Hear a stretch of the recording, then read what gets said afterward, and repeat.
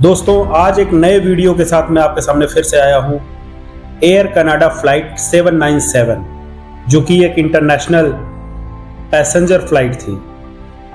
मेरे वीडियोस को देखने के लिए आप लोगों को फिर से एक बार थैंक यू, बहुत सारा धन्यवाद आपको।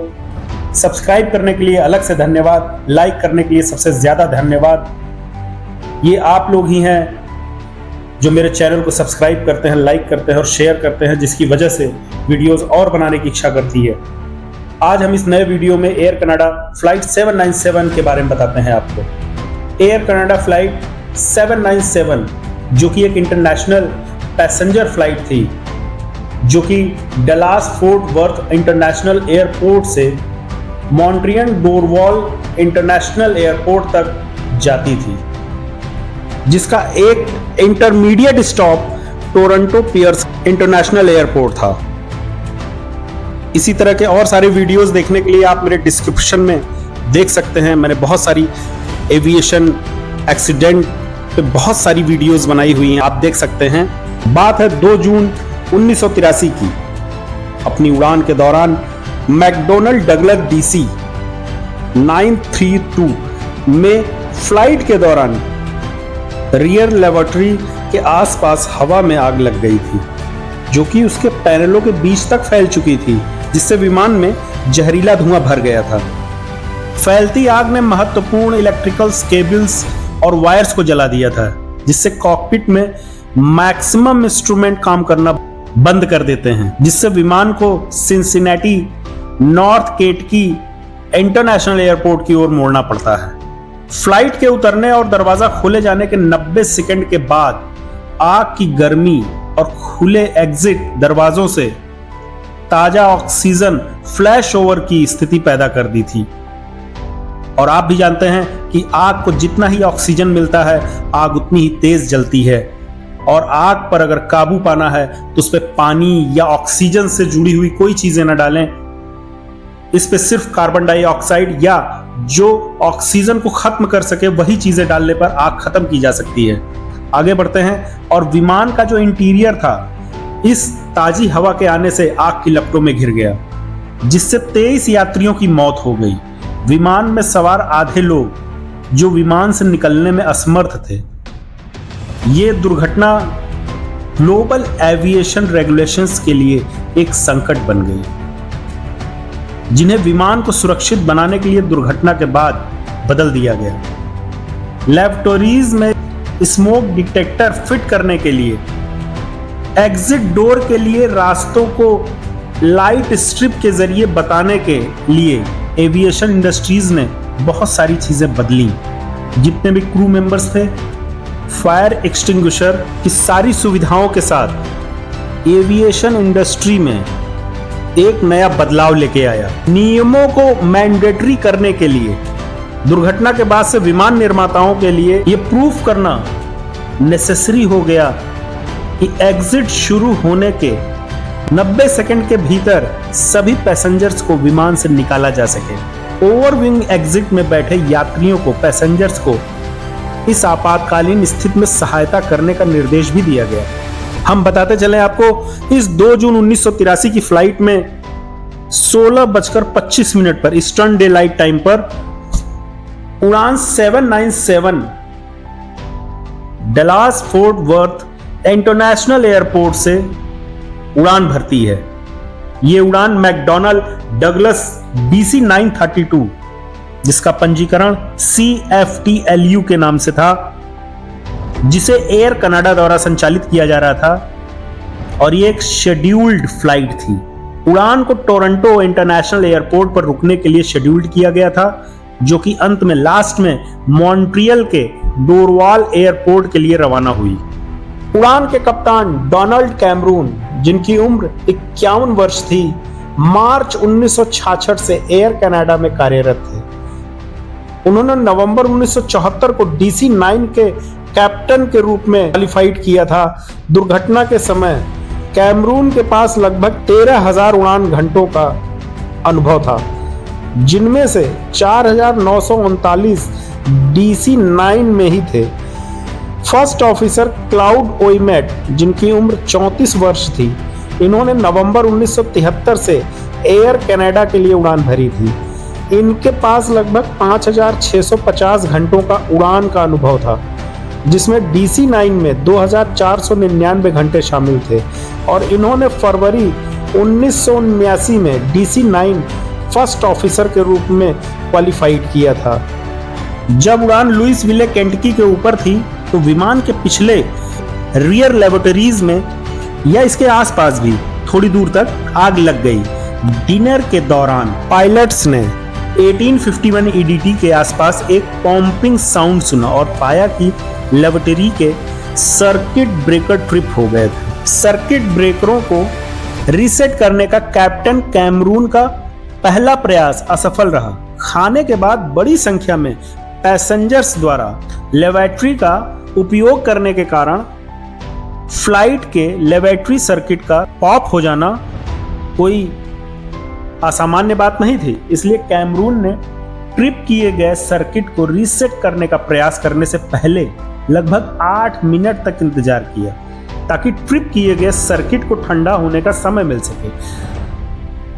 उन्हें 18:59 पर फिर से कैप्टन ने देखा कि जैसे ही उन्होंने सर्किट ब्रेकरों को रीसेट करने के लिए धक्का दिया, वे वापस बाहर आ गए।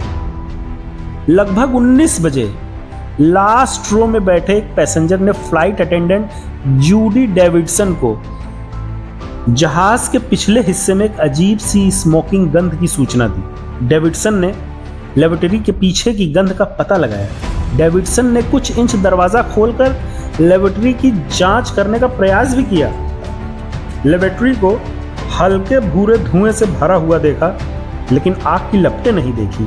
डेविडसन ने फ्लाइट अटेंडेंट लारा कायामा को, मुख्य फ्लाइट अटेंडेंट सर्जियो बेनेटी को सर्च के लिए कहा, जो जांच के लिए लेबोरेटरी में एंटर कर गए। बेनेटी ने आग की कोई लपट तो देखी नहीं, लेकिन लेबोरेटरी की दीवारों के चारों ओर की परतों से घने काले धुएं के गुबार निकलते जरूर देखे थे। जबकि बेनेटी ने कार्बन डाइऑक्साइड फायर एक्सटिंग्विशर के साथ लेबोरेटरी के अंदरूनी हिस्से पर छिड़काव करना शुरू करती हैं। कायामा ने पैसेंजर्स को आगे की ओर बढ़ा दिया, जहां पर पैसेंजर्स का प्रेशर कम था, और कैबिन में अधिक ताज़ी हवा देने के लिए एयर वेंट को खोल दिया। कायामा भी कॉकपिट में गई और 19:02 पर फ्लाइट क्रू को वॉशरूम में आग लगने की सूचना दी। कैप्टन कैमरून ने अपना ऑक्सीजन मास्क लगाया और फर्स्ट ऑफिसर ओइमेट को वापस जाकर जांच करने का आदेश दिया। अच्छा, ओइमेट ने पाया कि सीटों की आखिरी 3 से 4 रोज में घना धुआं भर गया था और पीछे के लेबोरेटरी तक नहीं पहुंच सका था। ये बेनेटी ने ओइमेट को सूचित किया, बताया कि उसने आग का सोर्स तो नहीं देखा है, लेकिन लेबोरेटरी फायर एक्सटिंग्विशर के साथ उसे बुझा जरूर दिया गया है। बेनेटी ने ओइमेट को बताया कि उन्हें विश्वास नहीं हुआ कि आग कूड़ेदान में थी। 19:04 पर ओइमेट कॉकपिट में लौटा और कैप्टन कैमरून को धुएं के बारे में बताया और फ्लाइट को नीचे उतारने का सुझाव भी दिया। अच्छा, ओइमेट ने बेनेटी की इस बात को बहुत ज्यादा ध्यान नहीं दिया और आग महज कूड़ेदान में ही नहीं लगी थी। कुछ सेकंड बाद बेनेटी कॉकपिट में आई और कैप्टन कैमरून को बताया कि यात्रियों को आगे बढ़ा दिया गया है और धुआं कम हो रहा है। कैमरून ने ओइमेट को रियर लेबोरेटरीज का निरीक्षण करने के लिए वापस भेजा। 19:06 पर अब ओइमेट कॉकपिट से बाहर था। बेनेटी ने कैमरून को फिर से बताया कि उसे लगा कि धुआं साफ हो रहा है। कैप्टन को अब भी विश्वास था कि आग लेबोरेटरी के कूड़ेदान में ही है, लेकिन उसने नीचे उतारना शुरू नहीं किया था फ्लाइट को, क्योंकि उसे उम्मीद थी कि आग बुझ जाएगी। कुछ ही समय बाद कॉकपिट में मास्टर कॉशन लाइट जल उठी, जो मेनली इलेक्ट्रिकल पावर के नुकसान का ही इंडिकेशन करती है। कैप्टन ने इंडियाना में ATC को फोन किया और उन्हें सूचित किया कि उड़ान 797 में इलेक्ट्रिकल प्रॉब्लम आ चुकी है। फ्लाइट 797 का ट्रांसपॉन्डर सिग्नल फिर ATC रेडार डिस्प्ले से गायब हो गया। ATC ने फर्स्ट रेडार ट्रैकिंग पर स्विच करके उड़ान की निगरानी करना शुरू कर दिया था। 19:07 पर ओइमेट के फिर से पीछे के लेबोरेटरी में पहुंचना और दरवाजा खोलने के लिए, लेकिन दरवाजा छूते ही कुछ गर्म महसूस होना, जिससे उसने इसको न खोलने का फैसला किया। ओइमेट ने फ्लाइट अटेंडेंट को लेबोरेटरी का दरवाजा बंद रखने का निर्देश दिया। फिर कॉकपिट में लौट आए, जहां उन्होंने कैप्टन कैमरून से कहा, जो हो रहा है वो तो मुझे ठीक नहीं लग रहा है, मुझे लगता है कि बेहतर होगा कि हम नीचे ही चले चलें। और कैमरून ने हाँ के अंदाज में ओइमेट को इशारा किए कि अब तत्काल उतरने की जरूरत है। ओइमेट के कॉकपिट में लौटने के तुरंत बाद कॉकपिट मास्टर वार्निंग लाइट जल उठी, जिसने पायलट को इमरजेंसी इलेक्ट्रिकल पावर के डिस्ट्रैक्शन या नुकसान की चेतावनी दी। कैप्टन कैमरून ने ओइमेट को बैटरी पावर पर स्विच करने का निर्देश दिया। अच्छा, इस इमरजेंसी इलेक्ट्रिकल पावर के बहुत ज़्यादा नुकसान होने की संभावना दिख रही थी, जिसमें पैरेलल स्टेबलाइजर के लिए बिजली भी शामिल थी। इससे स्टेबलाइजर क्रूजिंग स्थिति में फंस गया। इससे विमान के उतरने को नियंत्रित करना, कंट्रोल करना बेहद कठिन हो गया और पायलट और फर्स्ट ऑफिसर को बहुत ज़्यादा कोशिश करनी पड़ी। और जैसे ही इलेक्ट्रिकल सिस्टम फेल होता है, फ्लाइट रिकॉर्डर भी काम करना बंद कर देता है। 19:08 पर कैप्टन कैमरून ने इमरजेंसी सिचुएशन में उतरना शुरू कर दिया और इंडियाना पोलिस एटीसी के लिए मेडे मेडे मेडे की घोषणा की। बताना चाहते हैं आपको, मेडे फ्लाइट की भाषा में मेडे का मतलब होता है कि हम मुश्किल में हैं। एटीसी ने उड़ान 797 को सिंसिनेटी ओहियो के पास बून काउंटी केंटकी में Cincinnati north Kentucky international airport पर आपातकालीन लैंडिंग के लिए उतरने की मंजूरी दे दी, क्योंकि इलेक्ट्रिकल पावर के डिस्ट्रैक्शन होने के कारण बहुत सारे उपकरण खराब हो गए थे और एटीसी को नो जायरो का इस्तेमाल करते हुए उड़ान 797 को एयरपोर्ट की ओर घुमाना पड़ता है। एटीसी ने रडार पर फ्लाइट 797 को देख और फ्लाइट को मुड़ने का निर्देश भी दिया रडार की स्थिति की दिशा की तरफ।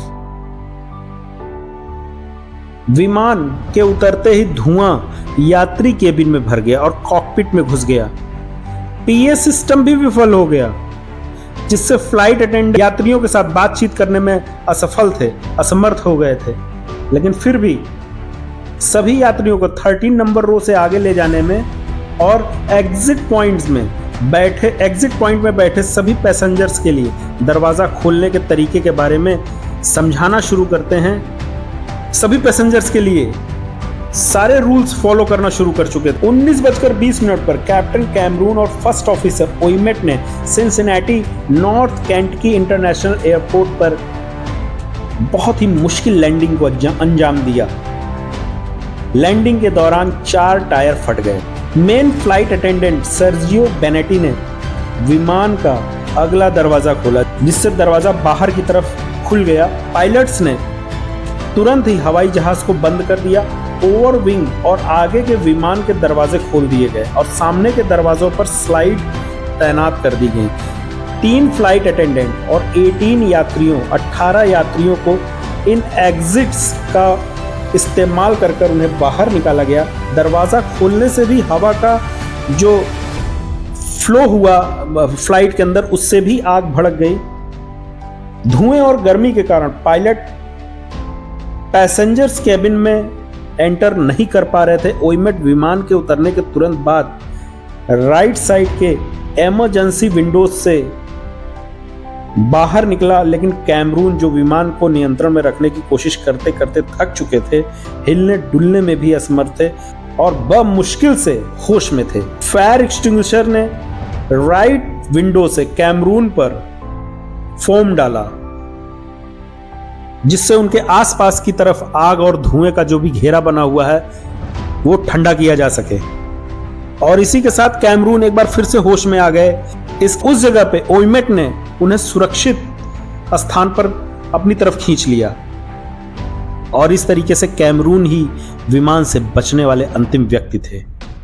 टच डाउन के 90 सेकंड से भी कम समय के बाद विमान का इंटरनल पार्ट्स में आग लग गई, जिससे विमान में सवार अभी भी 23 यात्रियों की मौत हो गई, जो धुएं में सांस लेने और फ्लैश फायर से जलने से मर गए।